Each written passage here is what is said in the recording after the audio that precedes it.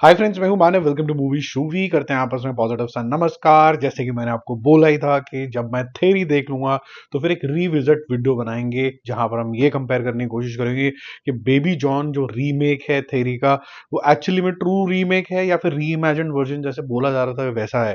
क्या कलीस ने आउटशाइन कर दिया अटली को उन्हीं की गेम के अंदर, या फिर अटली जो है वो ग्रेटेस्ट ही रहेंगे ओरिजिनल कॉन्सेप्ट को लेके आने वाला। तो ये सब चीजें यहाँ पर डिस्कस होने वाली हैं। पहले मैं आपको बता दूं कि ये जो नजरिया है फिल्म मेकिंग का, खलीस वर्सेस अटली वर्सेस 2016 वर्सेस 2024, जब ये 24 की बात आ जाती है और 8 साल आगे चले जाते हैं तो ऑब्वियसली आपके दिमाग में क्या चलना शुरू हो जाता है, यार अपग्रेड जरूर लेके आना है। अगर सेम तरीके का आप चीज लेके आओगे तो अपन का जो दिल है ना वो बिल्कुल टूट जाएगा, और अगर छुट्टी वाले दिन टूट जाएगा, फेस्टिवल वाले दिन, तो बहुत ही बुरा हो जाएगा। तो अपग्रेड तो बहुत ज्यादा लेवल के ऊपर है, चाहे वो स्क्रीन प्ले हो, चाहे वो बजट हो, चाहे वो स्टोरी हो, चाहे वो डायरेक्शन हो, चाहे वो फाइट सीक्वेंसेस हो, चाहे फिर वो एंड में कैमियो जो ओरिजिनल के अंदर नहीं है। ये सारी चीजें जो हैं इसके अंदर एक ना एक अपग्रेड है। क्या अपग्रेड इसको बहुत बढ़िया बना देता है, उसके बारे में बात करेंगे। पहले मैं आपको ये भी बता दूं कि उस्ताद नाम की एक मूवी आ रही है जो कि पवन कल्याण जी के साथ है। इसका पूरा नाम है उस्ताद भगत सिंह। वो भी थेरी की एक रीमेक है जो कि अगले साल रिलीज होगी। वैसे तो 2024 में रिलीज होनी थी, बट थोड़ा सा डिले होके वो 2025 के अंदर रिलीज होगी। जब वो रिलीज होगी तो क्या उसके बारे में भी लोग यही बोलेंगे कि जी हमने तो थेरी देख ली, हम देखने नहीं जाएंगे? नहीं, ये तेलुगु ऑडियंस है, ये फिर भी पवन कल्याण जी को देखने जाएगा। बात करते हैं कि क्या डिफरेंसेस मुझे फील हुए एटलीस्ट ये देखते देखते। पहले मैं बात करता हूँ बड़ी बेसिक सी चीज से, जो बजट है। जब थेरी बनी थी वो 75 करोड़ रुपीज में बनी थी और उसने मैसिव 150 करोड़ रुपीज का बिजनेस किया था। विजय थलापति का स्वैग जो लोगों को बहुत ही नेक्स्ट लेवल पे लगा था।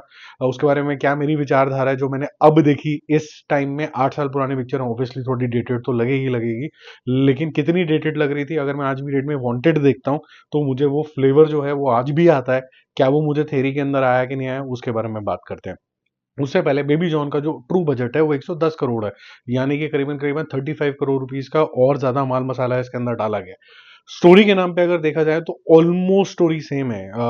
आखिरी के कुछ सीन्स हैं जो डिवाइड कर दिए गए हैं वरुण धवन, और कुछ वरुण धवन के कुछ सीन्स हैं जो एक्चुअली में विजय थलापति ने ओरिजिनल में करे हैं, जो सलमान खान को मिल गए हैं मोटे मोटे लेवल पे। अभी इसको उतने में छोड़ते हैं, जिन्होंने थेरी देखी है वो समझ गए होंगे मैं क्या कह रहा हूँ।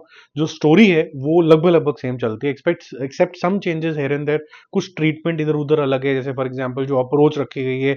एक स्टोरी होती है जिसके अंदर एक बच्ची के साथ कुछ गलत काम हो जाता है, उसकी जो अप्रोच रखी गई है खलीस द्वारा वो थोड़ी ज्यादा आपको इमोशनली ज्यादा गंभीर तरीके से मूव करती है जो ओरिजिनल थेरी के अंदर थी। अब थोड़े बहुत तो रखने ही पड़ेंगे। तो ये जो सारी चीजें मुझे दिखने को मिली, मुझे ऐसा लगा कि कहीं ना कहीं खलीस ने एक चैलेंज ले लिया कि मैं बनाऊंगा तो वही, क्योंकि मटेरियल तो वही है जो अटली साहब ने सोच लिया, बना लिया, लिख लिया। मैं हर चीज को लेकिन नेक्स्ट लेवल पे एक एलिवेशन कैसे लेके आ सकता हूँ, ये मेरा चैलेंज होगा। और इफ आई रिमेंबर करेक्टली एक आधे इंटरव्यू में भी उन्होंने ये बोला था कि मैं सब कुछ ऐसा चैलेंज लेके चल रहा था कि अगर अटली जो कि मैं उसको गुरु ही मानता हूँ, अपना फ्रेंड भी मानता हूँ, मुझे उससे बेटर करके दिखाना है। तो ये हर महीने में उससे कहीं ना कहीं बेटर निकल के आती है। लूप होल दोनों ही पिक्चरों के अंदर है। फॉर एग्जाम्पल जब फैमिली के ऊपर अटैक होता है तो चाहे वो कीर्ति का कैरेक्टर हो जो समंथा ने ओरिजिनल वाली मूवी में किया था, वो बच्चा लेके आती है, बोलती है कि यार ये बच्चे को ले जाओ। वरुण को बोलती है, वहां पर विजय थलापति को बोलती है, तो बोलते हैं यार तेरे को भी तो गोली लगी, तेरे को भी तो लेके जाना है। तो लूप होल ये है कि भाई छोड़ दिया उसको रास्ते में, ही बात को ही छोड़ दिया, क्योंकि अगर कोई इंजर्ड है घर के फैमिली मेंबर्स, सबको आप लेके जाओगे ना, और माँ को तो गोली लगी उसका तो थैंक यू वेरी मच हो गया, उसके बारे में कोई अफसोस ही नहीं हो रहा। तो इस तरीके के लूप होल्स और भी कई सारे हैं। फॉर एग्जाम्पल नई लाइफ शुरू हुई दोनों की, बेबी की फॉर एग्जाम्पल, और ये जो बेबी, दोनों बेबी जो है नई लाइफ में बेकरी चला रहे हैं। अब ये नई लाइफ कैसे शुरू होगी, कहाँ चलेगी, कुछ समझाने की ज्यादा कोशिश करी नहीं गई है, तो छोड़ दिया गया रास्ते के अंदर। ऐसे ही ये दोनों एक टाइम के ऊपर सेकेंड हाफ के अंदर घोस्ट तरीके से आ जाते हैं। ये घोस्ट कैसे बन गए, ये ऐसे ही अचानक से आज मन कर रहा था इनको घोस्ट बना देता, कि वैसे लूप होल हैं, लेकिन उस लूप होल के बावजूद जो पर्पस ये अटेन कर रहे हैं घोस्ट बन के, वो आपको मजेदार लगता है, लेकिन वो बहुत जल्दी चल जाता है। तो वो स्क्रीन प्ले वहां पर थोड़ा सा फ्लॉट है दोनों साइड में। डायरेक्शन की अगर मैं बात करूं तो ओरिजिनल को ज्यादा नंबर मिलेंगे, क्योंकि ओरिजिनली सोचना मुश्किल होता है।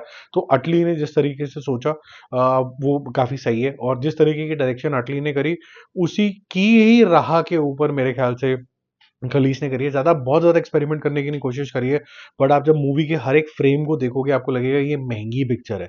जब आप अटली की पिक्चर देखोगे तो आपको ऐसा लगेगा कि शायद ये आज ऐसा लग रहा है, एटलीस्ट मैं पिछले अगर 8 साल पहले जाऊं तो शायद वो ठीक लगती, लेकिन आज ही ऐसा लगता है कि विजुअलाइजेशन के मामले के अंदर खलीज का एक एक फ्रेम बहुत ही फैंटास्टिक तरीके से यहाँ पर विजुअलाइज हुआ है। इवन जो अटायर हैं वो भी बहुत नेक्स्ट लेवल के हैं, और कहीं ना कहीं जो स्टाइलाइजेशन है मूवी के अंदर, कुछ डायलॉग्स के अंदर चेंजेस करे गए हैं, कुछ किरदारों में हल्के फुल्के नुआंसेस पकड़े हैं खलीज ने, जो मोर मोर नॉर्थ ओरिएंटेड है। और जो अटली ने बनाई थी वो ओरिजिनली तमिल ऑडियंस के लिए बनाई थी, तो उनका जो सेंसिबिलिटी है, जोक्स हैं, वो भी उसी तरीके के मुझे वहां पर लगे। तो खलीस मेरे ख्याल से मोर ज्यादा नॉर्थ ओरिएंटेड टाइप के जोन के अंदर यहाँ पर मुझे लगे। इमोशंस के लेवल पे अगर मैं बात करूँ, क्योंकि कहीं ना कहीं डायरेक्शन का काम होता है कि आपको इमोशनली इनग्रोस कर दे, तो एक जगह पे बहुत ज्यादा अच्छे तरीके से अटली ने करा था, जो कि फैमिली के ऊपर जो अटैक होता है वो सबसे ज्यादा इमोशनल सीन हो जाता है, जो अटली की डायरेक्टेड मूवी है। जबकि खलीज के अंदर वो तो है ही है, एक दो सीन और हैं स्पेसिफिकली, जैसे मैंने बोला कि बच्ची को जो रेस्क्यू करने का अटेम्प्ट वाला जो सीन है वो भी आपको बहुत दिल दिलाने वाला लगता है। और कुछ कुछ जगह पे जहां पर खुद बेबी की बच्ची को अगवा कर लिया जाता है, तो वहां वो तीन जगह पे आप इमोशनली एंगेज हो जाते हो, आपको एक फियर क्रिएट होने लग जाता है। जहां तक सॉन्ग्स और बीजीएम की बात है, तो अनडिस्प्यूटेडली बेबी जॉन का जो बीजीएम है और सॉन्ग्स है वो नेक्स्ट लेवल के हैं। वो सुनने में भी अच्छे हैं, देखने में भी अच्छे हैं, और बीजीएम जो है वो काफी सिग्नेचर स्टाइल का बेबी जॉन का हो जाता है। ये 8 साल पहले ये इतना ज्यादा होता नहीं था, तो I can't blame Atlee for that. But यहाँ पर सिग्नेचर स्टाइल से एक आपको आइडेंटिटी मिल जाती है स्टार के लिए। बाकी स्टार जो कुछ भी कर रहे हैं, चाहे वो च्युइंगम खाने का स्टाइल है, गॉग्स पहनने का स्टाइल है, जहां जहां जोक मारने का स्टाइल है, इवन एक्शन भी जो है, जो मैं थोड़ा अभी डिस्कस करूंगा, वो भी लगभग लगभग सेम है। डायलॉग 80% सेम है एक्टर्स के, बट एक्टर्स ने कुछ अपनी तरफ से अपना अपना फ्लेवर डाला है। वरुण धवन ने अपना वरुण धवन पन डाला है, और वहां पर विजय थलापति ने डाला है। तो वरुण धवन अब मेरे को लगता है कि काफी अच्छा करा उन्होंने। मैं उनके ऊपर आता हूँ अभी, जब हम पूरा एनालिसिस करेंगे एक्टर्स के ऊपर। उससे पहले एक्शन के ऊपर बात करते हैं। बेबी जॉन का एक्शन फार बेटर है, लेकिन एट द सेम टाइम ये एक्शन वही है, सेम टू सेम है जो आपने थेरी के अंदर देखा होगा, बस इसको बेटर स्टाइलाइजेशन में कर दिया गया है, स्लो मोशंस कर दिए गए हैं, बेटर इक्विपमेंट के साथ किया गया है। तो आपको लगता है कि आप अपग्रेड देख रहे हो, आपको ऐसा नहीं लगता कि आपने सेम एक्शन देख लिया। आप बहुत गौर से देखोगे तो अब आपको लगेगा। फॉर एग्जाम्पल, अगर लास्ट के सीन के अंदर किसी दुश्मन के पैर के ऊपर चेयर चढ़ा देनी है, तो वैसा सेम सीन है, लेकिन वो अलग सेटअप के ऊपर है, तो आपको बहुत डिफरेंट लगने लग जाता है।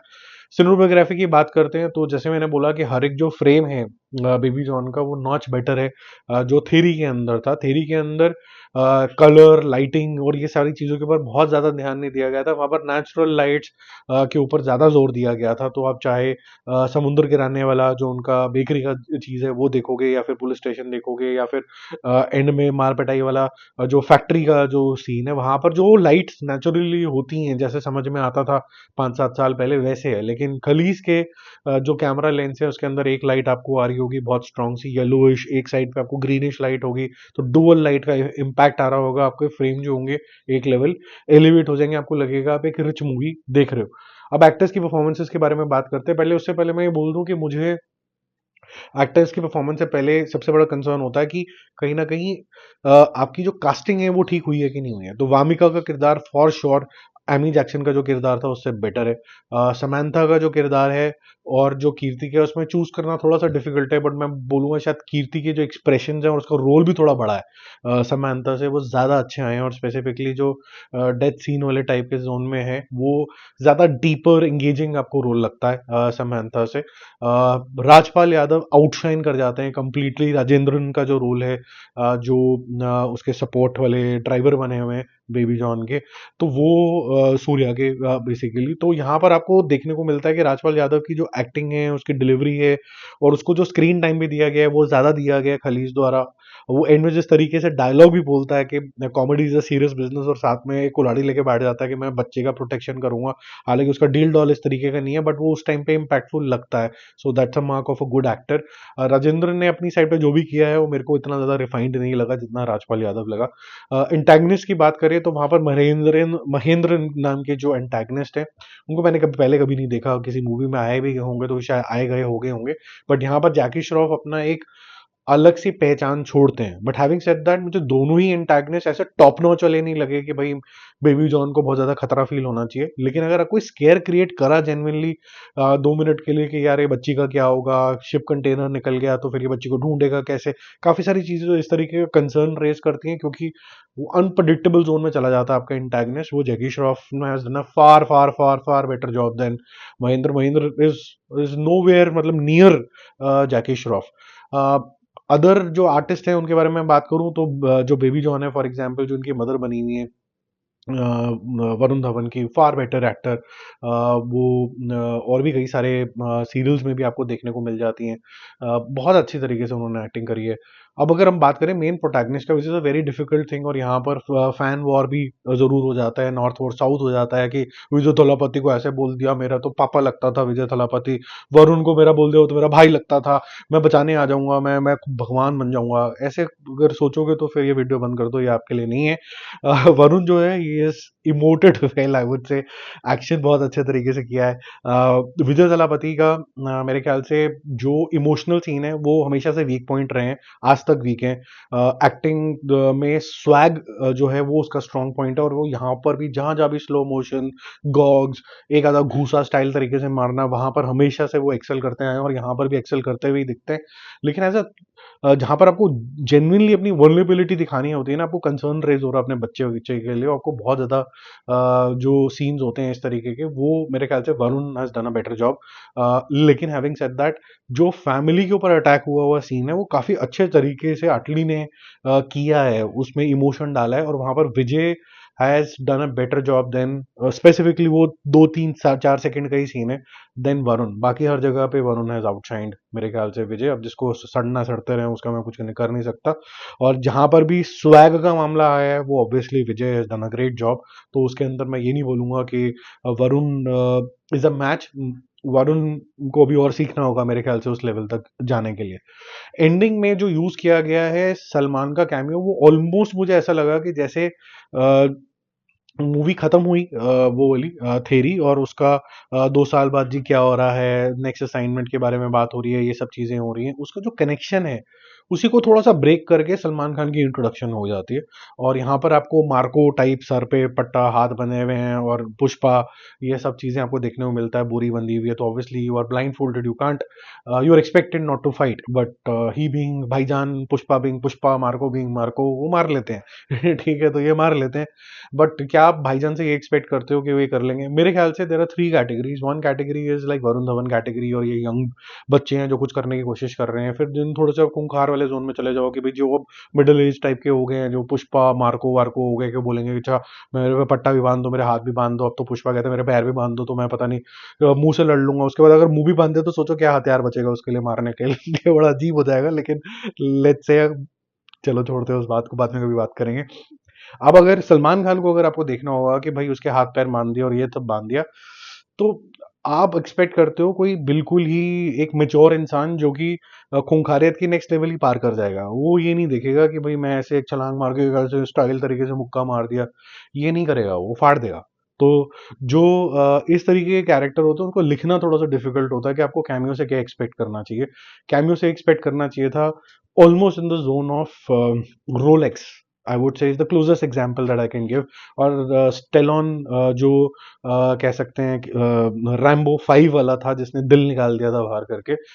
अगर लास्ट के कैमियो के अंदर ये बोला जाता है कि भाई सलमान को तू आवाज मार रहा है, वो तो चलती फिरती मौत है, जब वो मौत आती है तो फिर वो कुल्हाड़ियों से घूसों से नहीं मारती, वो फिर फाड़ देती है, गर्दन तोड़ देती है, वैसी चीजें कुछ आपको दिखानी थी। तो मेरे ख्याल से अगेन जो कैमियो था सिंघम के अंदर completely wasted. And I would say यहाँ पर भी जो कैमियो है not effective. It started off very well, जो इंट्रोडक्शन था कि अब कोई बाप आने वाला है, आ गया, लेकिन उसने वही 2-4 घूसे मारे जो दुनिया मार लेती है, ज्यादा मजा नहीं आया। और ये किसने सिखाया है इनको एक्शन के भाई पट्टी बांध दो और पीछे से हाथ बांध दो, तो ये रिपीटेड लग रहा है, क्योंकि पुष्पा ने इसको कंप्लीटली ऑन कर दिया है। तो ये वहां से बाहर जाना होगा, और पुष्पा तो खुद ही नहीं ओन कर पा रहा आपको, कि वन में बहुत अच्छा कर लिया, टू में हाथ पैर मुंह जबान पता नहीं क्या क्या बांध दिया है। तो अब ये जो है ये ओवरडू लग रहा है, ये मजा नहीं आ रहा है इसको देखने के अंदर, तो कुछ और करना होगा। थोड़ा मर्दों वाला जो एक्शन होता है इसको डिफाइन करना होगा, क्योंकि डेफिनेशन नहीं आ रही है कि अगर कोई यंगस्टर टाइप आदमी मार रहा है तो कैसे मारेगा, एक जो एस्टैब्लिश स्टार्स हैं, फॉर एग्जाम्पल ये पुष्पा उष्पा वाले जो स्टार्स हो गए ये मार रहे हैं, तो किस तरीके का होगा। एक अगर सनी देओल टाइप आदमी मार रहा है, सलमान खान मार रहा है, तो उसकी जो डेफिनेशन होगी मारने की, जो उसका अंदाज होगा मारने का, वो अलग होगा। ये लिखा ठीक नहीं गया है मेरे ख्याल से कैमियो। बाकी जो अगर आपको ये अच्छा लगा हो एनालिसिस तो थम्स अप दे देना, कुछ कमेंट डाल देना, और जिनको भक्ति करनी है, मैं बचाऊंगा इसको, अपने एक्टर को बचाऊंगा, साउथ को बचाऊंगा, नॉर्थ को बचाऊंगा, वो भाई यहाँ पर गंद मत मचाओ, कहीं जाओ और जाके मचाओ। Okay, bye bye.